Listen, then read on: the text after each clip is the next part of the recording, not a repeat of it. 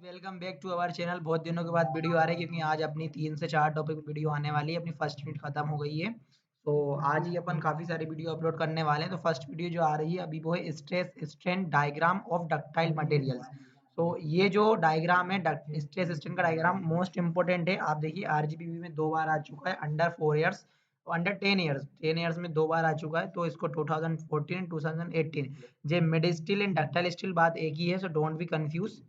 And first we want to learn diagram. So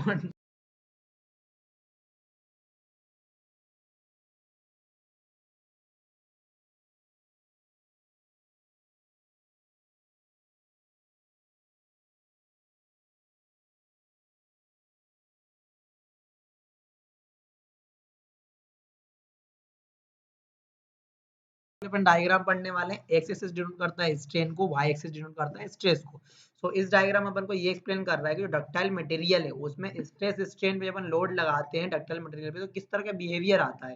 सो जो point अपना ए है वो होता है हुक स्लो, यहाँ तक वैलिड रहता है मटेरियल पे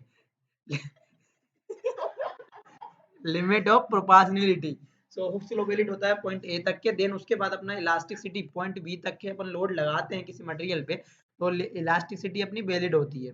ठीक है, तो पॉइंट बी, ये कुछ पॉइंट है, बहुत सिंपल लैंग्वेज में आपको बता रहा हूँ। ये पॉइंट है, आपको याद रखना है कहाँ तक के क्या वैलिड रहता है। एक मिनट ब्रो।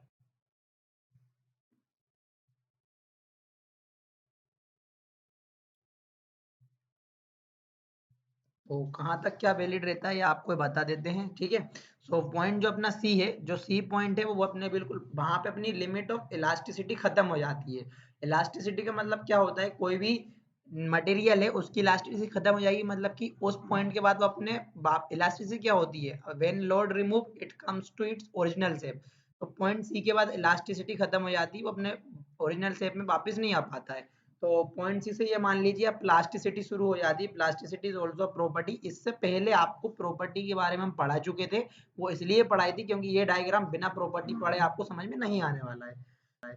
तो गाइस अपना पॉइंट सी पे प्लास्टिसिटी स्टार्ट हो जाएगा। अब पॉइंट डी जो है वहां पे जब अपन लोड रिमूव करते हैं तो प्लास्टिसिटी तो स्टार्ट हो जाती है। प्लास्टिसिटी का क्या मतलब है, कन्वर्जन ऑफ इलास्टिसिटी।